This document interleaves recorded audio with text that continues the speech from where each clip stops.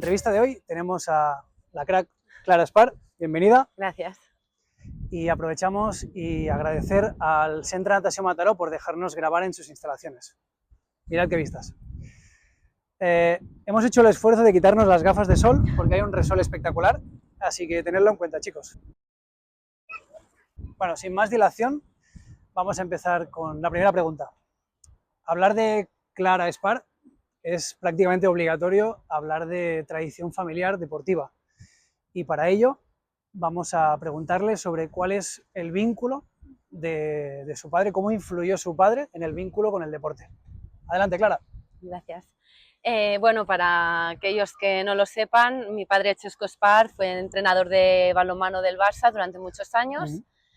Y bueno, siempre ha estado muy vinculado al deporte, profesor de INEF, psicólogo deportivo, entonces siempre ha estado muy vinculado con el deporte. Y esto sí que de alguna forma nos lo ha transmitido a nosotros, tanto a mí como a mi hermana y a mi hermano en su día, ¿no? Un poco esta pasión por el deporte y el respirar siempre deporte en casa. O sea, nosotros de pequeños nos pasábamos el fin de semana en el Palau viendo balonmano, viendo el básquet, viendo deporte en casa, o sea, siempre ha sido algo que ha estado muy presente, y sí que tanto mi padre como mi madre siempre nos no obligaron, porque no nos obligaron, nos han inculcado, ¿no?, el practicar deporte desde bien pequeños, nunca sin imponer qué deporte, porque por ejemplo ninguno de los tres hermanos nunca hicimos balonmano, aunque nos encanta, pero nunca lo practicamos. Entonces sí, siempre nos inculcaron, ¿no?, el practicar algún deporte que nos gustara, que lo disfrutáramos sin obligar a elegir fútbol o balonmano o otro deporte. Entiendo que del Barça. Del Barça. Lo sospechaba. Culé, muy culés somos en casa. Así me gusta. Y ya que estamos con tradición familiar y deportiva, ¿tu madre? Sí. ¿Qué influencia ha tenido en todo esto? Pues muchísima, la verdad que siempre se habla, ¿no?, de mi padre, que es normal, al final es una figura conocida en el mundo del deporte y tal, y poco se habla de mi madre, que al final ella fue quien estuvo siempre llevándonos, por supuesto, muchísimo, sin quitar mérito a mi padre, por supuesto, pero ella nos llevaba siempre a los entrenamientos, a los partidos los fines de semana, cuando nos tocaba, jugábamos a básquet y nos tocaba a lo mejor irnos a jugar a Vic, luego a la competición de natación, luego el partido de waterpolo, o sea, y siempre era ella la que hacía la logística de llevarnos a todas partes. Y ella también pues es muy deportista y ha corrido las 5 major maratones de Nueva York, Berlín, Tokio. Bueno, ahora no las sé todas, pero hace he hecho maratones. Muchísimas maratones, ultramaratón, triatlón. Entonces sí que, como te decía, que en casa siempre hemos respirado mucho deporte, tanto por parte de mi padre como mi madre. Genial, genial, genial. Oye, hablando de esos deportes, sobre todo esos inicios antes del waterpolo, sobre todo hoy en día que parece que tengas que ser muy especialista o tengas que escoger un deporte desde bien pequeñito, ¿cuál fue tu caso? ¿Empezaste con waterpolo o tocaste todos los palos? Para nada, o sea, de pequeñas, tanto mi hermana como yo hicimos natación. Bueno, empezamos a nadar en el Mediterráneo, lo típico que empiezas a aprender a nadar y ya vas siguiendo, ¿no? Entonces hacíamos la natación, hicimos como una base, ¿no? Como base, y luego hicimos tenis. En mi caso yo hice atletismo también, hicimos vóley en el cole como extraescolar y baloncesto. ¿Y competiste en estos deportes también o no? Sí, y bueno, hice alguna carrera de atletismo, alguna competición en fin de semana, vóley la liga escolar en su día, tenis algún torneo, pero lo que más, digamos, seguimos adelante fue la natación. El waterpolo en su día, que empezamos a raíz de, estábamos nadando en el Club Esportiu Mediterrani y un poco de casualidad nos vieron y dijeron, ay, ¿queréis probar waterpolo, tal?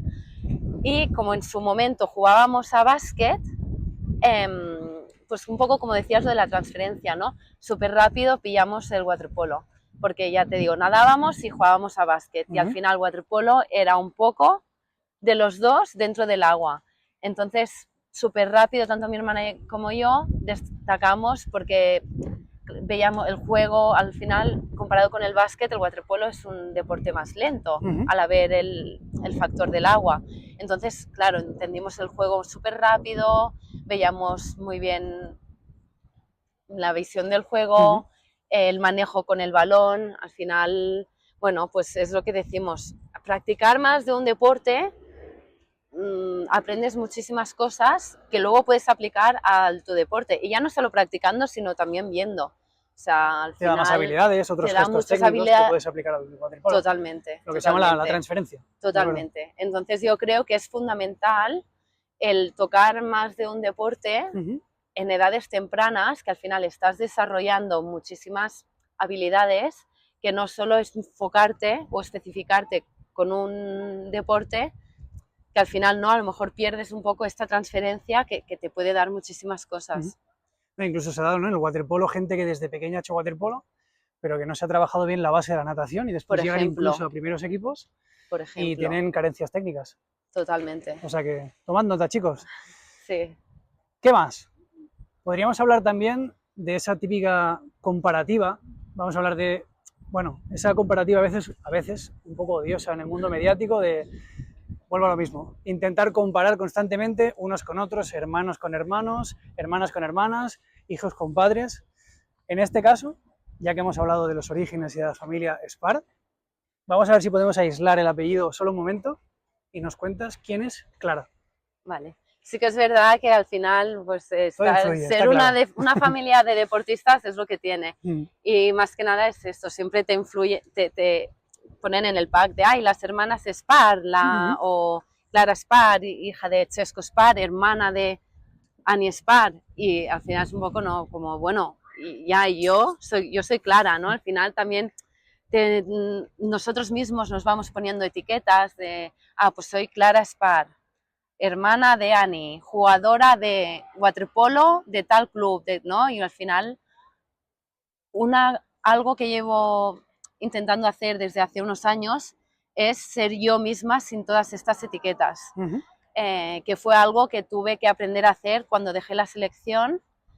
Bueno, pues tuve unos momentos difíciles de mirar hacia adentro y decir, ostras, ¿quién soy yo si no soy jugadora de la selección? Porque llevaba tanto tiempo ocupando tanta parte de mí que no ibas más allá, ¿no? Era todo muy fácil porque iba muy rodado, ¿no? Soy Clara, juego waterpolo y juego en la selección, punto.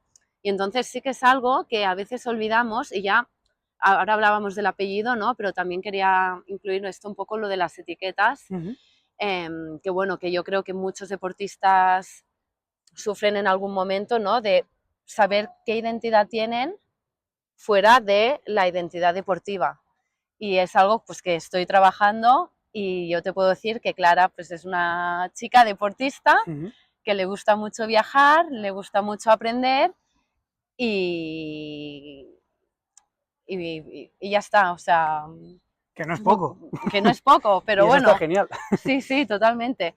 Pero que es mucho más fuera de una deportista. De un ámbito deportivo. Exacto. Correcto. Clara, vamos a hablar un poco de tus etapas más internacionales, en el extranjero en este caso. Vamos a hablar primero de Estados Unidos y de Australia. Vale. ¿Cómo te transformó como jugadora y como persona tu etapa en Estados Unidos y en Australia? Cuéntanos. Pues mira, a Estados Unidos me fui de muy jovencita, con 18 años, de hecho cumplí allí los 18 años, para hacer 2 años, estuve 2 años en la Universidad de San José. ¿En California? En California, sí, en el norte de California. Sí que me marché de muy jovencita con una beca para la universidad, cuando terminé el bachillerato en el CAR de Sant Cugat, y sí que es algo que ya hacía unos años que tenía muy claro que quería hacer, ¿no? Y ya pues durante los años del CAR ya me estuve preparando con el inglés y tal, y era algo que hacía con muchísima ilusión y que tenía pues ganas de hacer, de ir fuera, de vivir la experiencia, ¿no?, universitaria, y la verdad que fue increíble. O sea, fue una experiencia que me encantó, que recomiendo a todo el mundo que tenga la oportunidad de hacerlo, que lo haga, porque ya te digo que aprendes muchísimo, no solo a nivel educativo, no solo el inglés, los 2 años que hice allí de carrera, a nivel de waterpolo, sino también pues como persona. Evolucionas un montón súper rápido porque de golpe te encuentras sola en un país que, bueno, al final habla inglesa bien, pero súper desconocido para ti. En el momento en que yo me fui, pues las redes sociales o todo esto tampoco no estábamos tan conectados como estamos ahora, por ejemplo. Y nada, y también las amistades que hice allí, que todavía siguen siendo muy buenas amigas, pues no lo cambió por nada.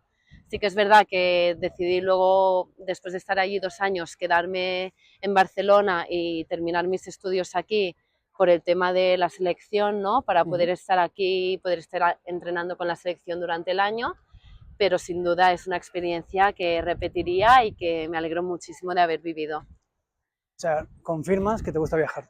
Me encanta viajar, Perfecto. me encanta conocer otras culturas, me encanta, bueno, ver mundo. Y esto, bueno, pues el tema de Australia un poco más de lo mismo. O sea, Australia era un país que también siempre me había llamado muchísimo la atención. Y lejano. Muy lejano, muy lejano también. Y esto sí que lo he hecho en una etapa de mi vida, pues ya que me ha pillado pues con más madurez, más adulta, tablas, sí. Pero también era algo que quería hacer, que en algún momento yo pensaba que ya no lo iba a hacer, ¿no?, porque al final, pues todos los años que he estado con la selección, pues no era el momento de hacerlo. Yo quería estar aquí para poder estar a un buen nivel. Y nada, al final, pues mira, la vida me dio la oportunidad de irme para allá y yo la cogí y estuve allí 2 temporadas, y la verdad que también pues una experiencia increíble en Sydney, sí, jugando por Sydney Uni, y una experiencia también increíble que también recomiendo a todo el mundo que tenga la oportunidad, pero eso sí, está muy lejos. ¿Y qué acento es más complicado, el americano o el No, australiano? el australiano 100%, sin duda, ¿verdad? sí, sí, el americano, para mí no tienen acento los americanos. Australiano sí que es complicado, y encima depende de qué zona de Australia, yo sigo sin entenderlos, pero bueno. Y en términos más waterpolísticos, Sí. ¿qué te gustaría coger de cada sistema, de cada tipo de deporte, o cómo se entiende o cómo se enfoca el deporte en estos sitios? Es decir, ¿qué cogerías del sistema competitivo americano y del sistema competitivo australiano que te gustaría que se implementara en nuestra liga española? Mira, sin duda, del waterpolo estadounidense, americano, sin duda es, entiéndeme, el show que hacen allí, La performance. performance, con todos los deportes, incluido el waterpolo. Al final sí que es liga universitaria, pero todo el show que envuelve, ¿no?, esa competición, empezando por las instalaciones, las facilidades que dan a los deportistas en la universidad para practicar el deporte, para compaginar con los estudios, que es increíble. Luego, servicios, ¿no?, que tienes allí de preparadores físicos, y otra vez las instalaciones, los gimnasios que hay, el centro de recuperación, nutrición, ¿no? Como lo tratan, es universitario, pero lo tratan como con una profesionalidad que yo creo que aquí cada vez va más allá, pero la verdad que ellos allí, el show y el performance, o las equipaciones, por ejemplo, allí vas equipada, o sea, el primer día tienes de todo, con marcas como Nike, Adidas, al final, que son los patrocinios de las universidades, pero por ejemplo, el ir a entrenar equipadas, bueno, no es como un poco... O sea, como en las lo películas. englobaría, exacto, con las películas y el performance que hacen alrededor de un deporte.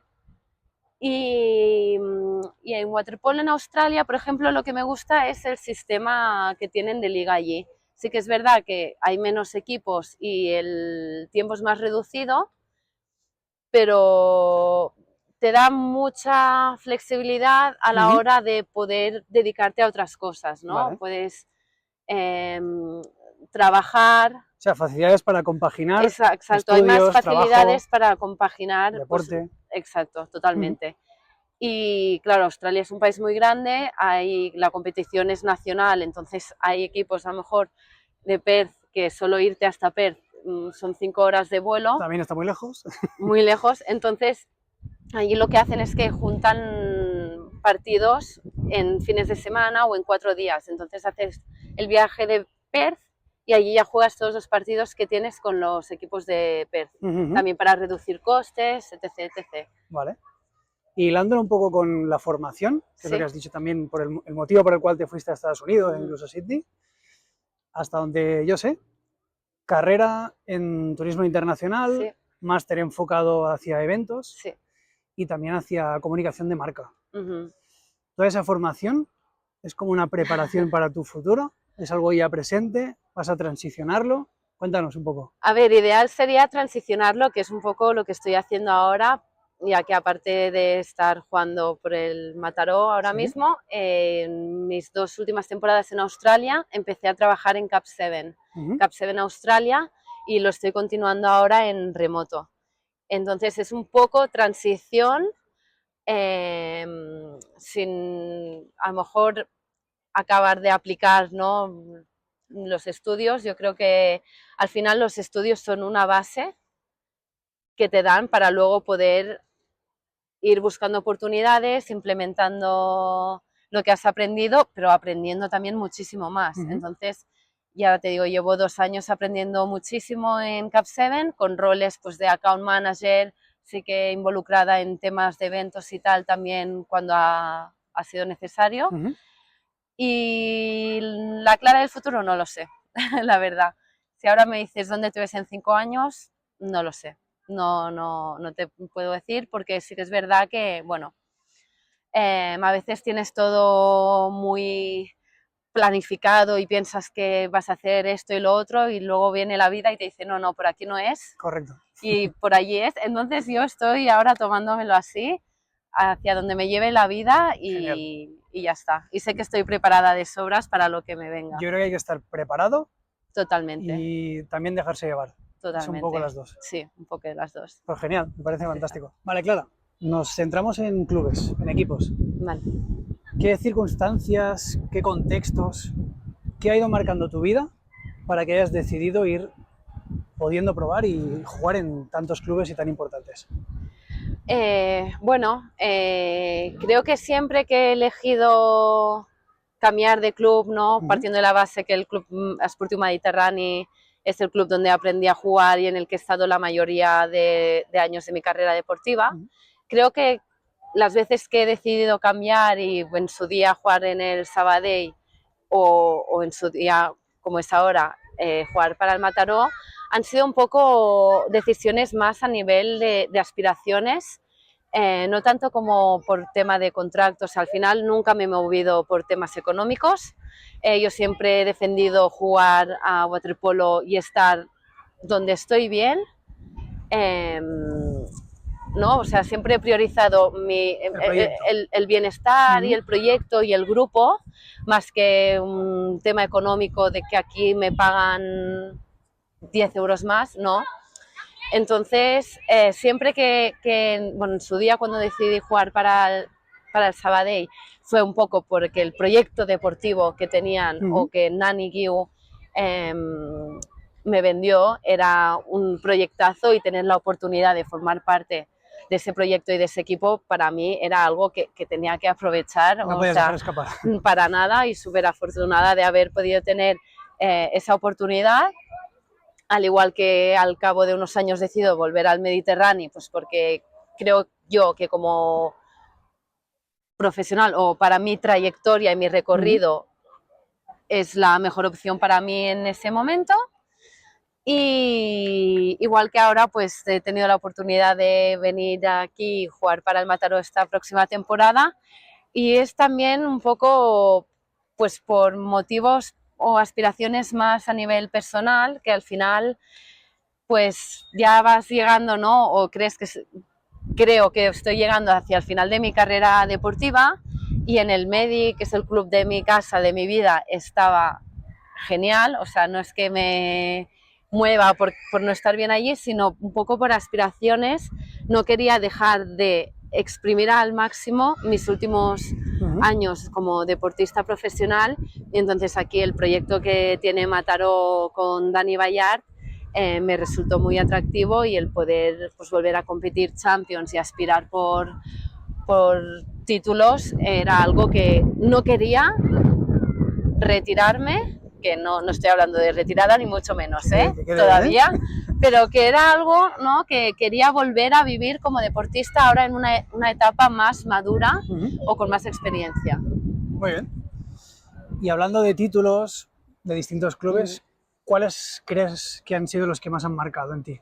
Pues mira, sin duda, aunque yo era muy jovencita y prácticamente tuve minutos de juego, pero bueno, ya el hecho de estar allí y formar parte de ese equipo, fue la primera Champions que gana el Club Natación Sabadell en 2011. Yo formaba parte de ese equipo, ya muy pequeñita, 15, 16 años, con unas jugadoras increíbles como Jennifer Pareja, Laura Ester, Pili Peña, Marta Recio. Entonces, ya formar parte de ese equipo, ¿no?, y ganar la primera Champions que ganaba un club español femenino, la primera de muchas del Club Natación Sabadell, pues es algo que siempre recordaré y que me hace mucha ilusión.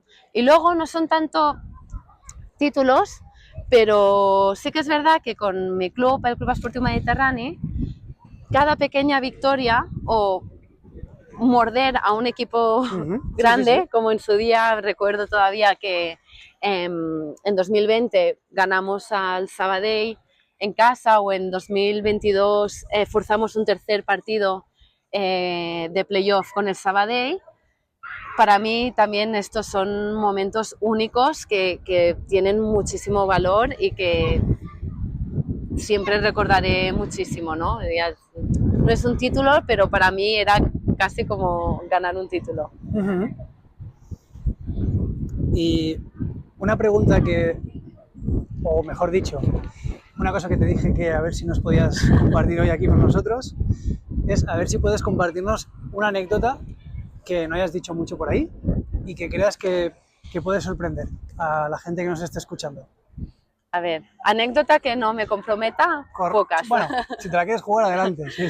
No, mira, justo me lo comentaste el otro día y le he estado dando vueltas, y realmente anécdota como tal no sé qué decirte, pero sí que, por ejemplo, recuerdo muchísimo en mi primer europeo con categorías, que nos tocó irnos a jugar a Ucrania, a una ciudad, o sea, no era ni Kiev, era una ciudad que ni me acuerdo del nombre. Bien remota, ¿no? Súper remota.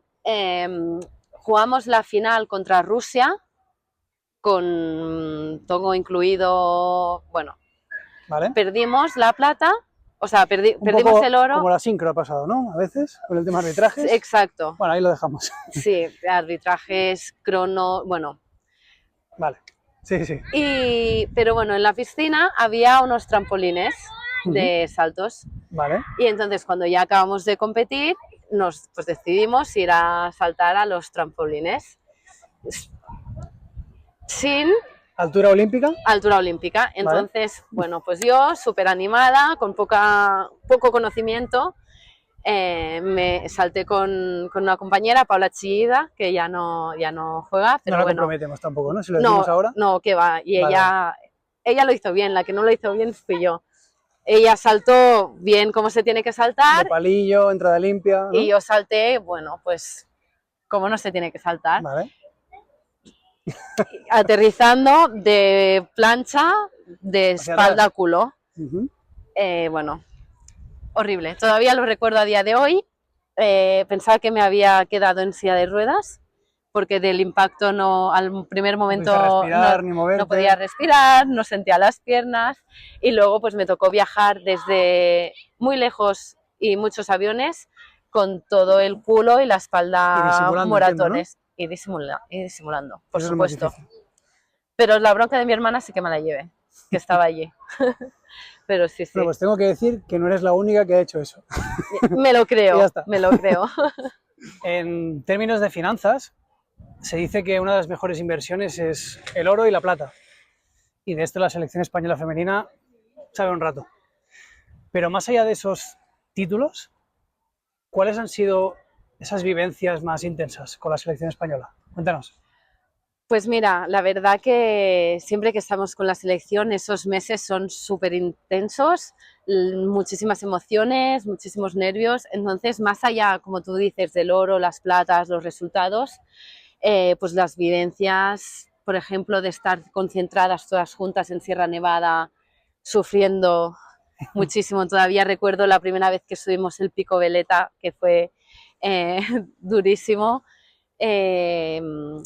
No, pues son cosas que al final recuerdas muchísimo, casi tanto o más como un oro o una plata. También los momentos de selección, ¿no? Cuando los días previos a que se anuncie el equipo, el saber si vas a estar en convocatoria, ¿no? También pues son momentos duros, difíciles, que también se viven muy intensamente. Y también pues partidos que a lo mejor no ganamos un título, pero significan mucho más, como cuando ganamos semifinales en el Mundial de Guangzhou en 2019, que esa victoria nos clasificó para los Juegos Olímpicos de Tokio. Y para mí yo recuerdo ese partido también de una forma súper especial, ¿no? De sentir el alivio, un poco no de que esté ya el trabajo hecho, porque evidentemente estamos en un mundial y todavía hay que jugar una final, pero sentir un alivio, ¿no? El saber que estábamos clasificadas para los siguientes juegos, que también, bueno, pues recuerdo con muchísimo cariño. Y marcando un poco esa cohesión de equipo, ¿cómo y quién repartía las habitaciones de los hoteles? ¿Con quién has compartido habitación? Pues se hacía un poco según ibas entrando, ya habían las habitaciones de las más veteranas ya muy establecidas, tal. Nunca la figura ni del míster ni nadie del staff se ha involucrado, se ha metido. Entonces era un poco pues como tal y como ibas entrando y por afinidad. Yo he tenido la suerte de compartir muchísimos años de habitación con Judith Forca, que es una de mis mejores amigas, que de hecho acaba de ser mami y de una niña que le ha llamado Clara y me hace muchísima ilusión. Felicidades. Y nada, entonces pues eso, un poco según cuando entras en primera vez en convocatoria, tal, bueno, ya vas, se va haciendo un poco solo, la verdad, es bastante sencillo el proceso o la gestión en sí. Perfecto. O sea, que no te importaría que entrevistáramos, por ejemplo, a Judith Forca o alguna otra compañera de equipo y que nos cuente algo sobre ti. Para nada, Perfecto, para nada. muy bien. Y un momento más intuitivo, como hemos hablado fuera de cámaras, ¿cómo viviste o cómo llegaste a decidir tu fin de etapa con la selección española? Sí, bueno, como ya comentábamos un poco y he comentado previamente, yo siempre he jugado dejándome guiar mucho por mis emociones y por cómo me sentía yo, y siempre he priorizado mi bienestar en todo momento, y a la hora de decidir en qué club jugar y pues lo mismo a la hora de decidir cuándo parar, ¿no? Con la selección. Y bueno, fue un poco eso, ¿no? Escucharme y darme cuenta pues que era momento de parar. Sí que tenía proyectos de vida personales, laborales, pues que le quería dar espacio a esos proyectos y que tenía mucha ilusión. Y esto pues ¿no? Acompañó mi momento vital. También pues al acabar los Juegos de Tokio ganando la plata, a lo mejor si no hubiéramos ganado medalla hubiera dicho pues a por otros, pero mira, fue el momento, o sea, me escuché y me di cuenta pues que era el momento, que ya no era la Clara de 20 años que se comía al mundo y que quería ir a por todas y que lo disfrutaba al máximo, así que decidí pues escucharme, priorizarme y poner fin a una etapa maravillosa de mi vida. Y ya fantástico está. Se te tilda de comodín, polivalente. ¿Cómo has ido trabajando en el deporte del waterpolo toda esa versatilidad? Pues no sabría decirte, yo creo que desde ya muy joven... Tú siempre has ido tocando todos los palos, ¿no? Sí, Vale. sí, creo que siempre he sido una tía pues muy trabajadora, muy competitiva, ¿no? Entonces un poco de lo que me pongas delante yo voy a por ello, entonces no he tenido miedo de probar, de aprender, ¿no? Como te decía antes, me gusta mucho aprender. Entonces yo creo que un poco esto, ¿no? Las ganas siempre de querer más.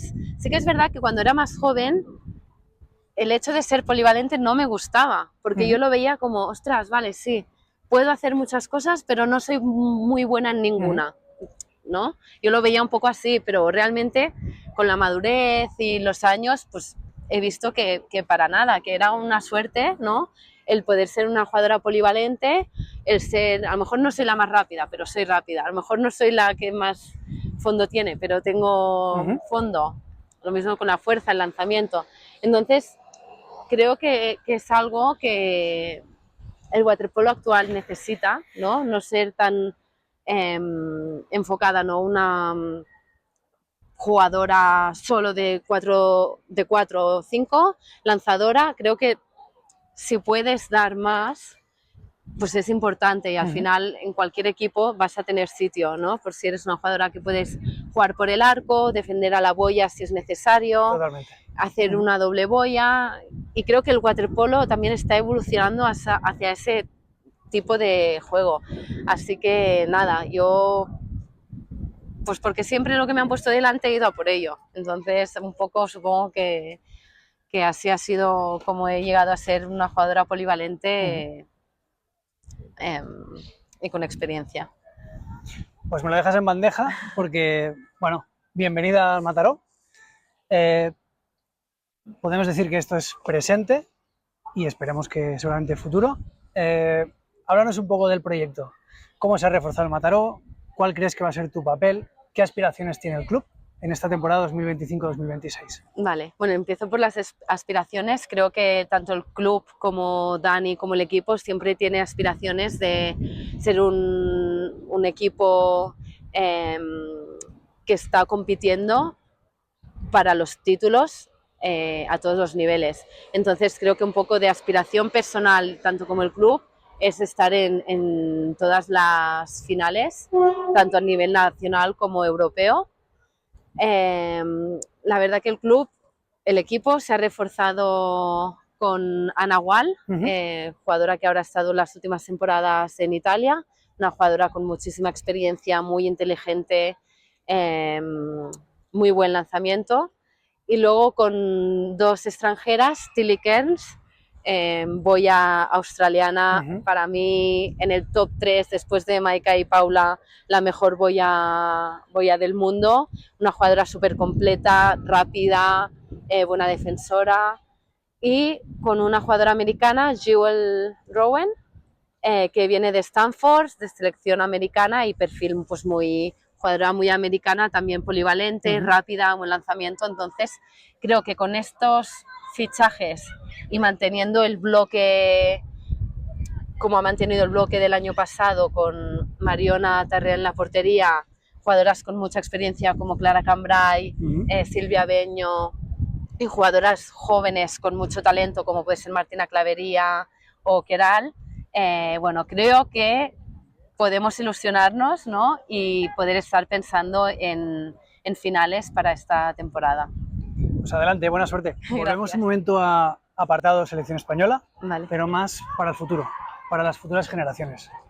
Sin duda habéis marcado una era, vamos a decir, tanto en los inicios de la alta competición a nivel internacional como a nivel de títulos. ¿Qué les podemos decir a las futuras generaciones para seguir potenciando ese talento en el waterpolo femenino, a nivel de club, de selección? Bueno, a ver, yo creo que el papel que tiene el CAR de Sant Cugat es fundamental, ¿no? Tanto como para el éxito que hemos tenido nosotras, como el éxito o el futuro del waterpolo español. Creo que se hace un trabajo impresionante, que es uno de los pocos países que tiene esta metodología y se refleja en los resultados que se hacen ya tanto en las categorías como a nivel absoluto desde ya hace años ya. Y también la labor de los clubs, no solo en invirtiendo en primeros equipos, sino todo el trabajo que se hace de base en las escuelas, la importancia que se le está dando al waterpolo, todos los clubes haciendo esfuerzos para profesionalizar el waterpolo, creo que es súper importante.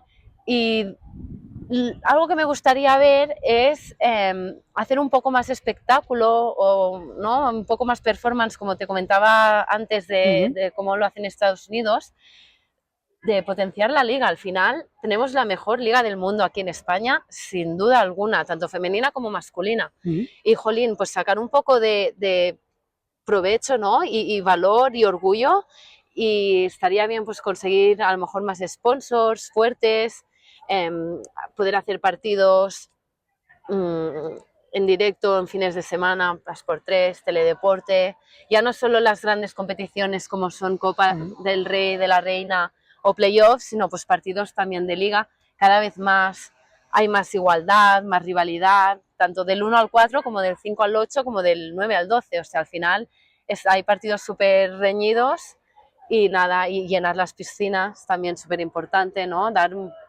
pues ambiente a los partidos y nada, ¿no? Seguir haciendo crecer este deporte tan bonito que nos da muchísimo y que nos siga dando mucho más, si puede ser. Esperemos que sí, seguro que sí. Esperemos. Y estamos en una época muy concreta de la temporada, que se llama pretemporada, ¿sí? Sí. Archiconocida por todos por metros, natación, cloro, poco balón, poca portería, en general. Cada uno tiene su metodología. Danos algún consejo para superar las agujetas en estas primeras semanas antes de la competición. Bueno, yo también acepto consejos, ¿eh? Vale. No, nada, mucha paciencia. Al final es lo que toca ahora, sufrir y nada, y ser consciente de que poco a poco las cosas irán saliendo, los metros se harán más fáciles cada vez se tocará más pelota y nada, y a esperar con mucho deseo el primer partido ya. Muy bien. Y mira, para acabar, una pregunta que siempre hacemos a nuestros invitados. Intenta narrarnos, o describirnos, mejor dicho, cuál sería tu gol top, tu gol favorito. Más allá de ubicado en una competición, sino hablamos de ese toque más, como digo yo, romántico. Un palo gol, una peladilla, un contraataque, uno de córner. Vale. Expláyate. Un palo gol siempre es un gol estéticamente muy bonito, ya si es peladilla al arquero gol, ni te cuento. Y si le mueves el gorro al portero, ya, bueno, ya. Pero yo creo que te diría que mi gol favorito es aquel que hunde al rival, es decir, un gol inesperado en una acción que a lo mejor han hecho toda una defensa buena y al final acabas metiendo un balón a la boya así a la desesperada y la boya se saca un gol, o estos goles que hunden un poco al rival y que a ti te dan esa fuerza, ese empuje, ¿no? Yo creo que ese es mi favorito porque te da mucha vida, ¿no? Es que parece una tontería, pero el típico gol que marcas y ya sabes que te vas a llevar el partido. El que sentencia. El que sentencia. Ese es mi favorito. Tomamos nota. Un gol que sentencia. Damos por finalizada esta entrevista con Clara, porque yo creo que la tendremos por aquí en alguna que otra ocasión. Ir haciendo seguimiento durante esta temporada, que seguro que nos sorprenderá. Esperamos verte pronto en The Waterpolo Passion Show. Ha sido un placer entrevistarte. Gracias. Espero verte muy pronto. Nos vemos pronto, seguro. Hasta pronto.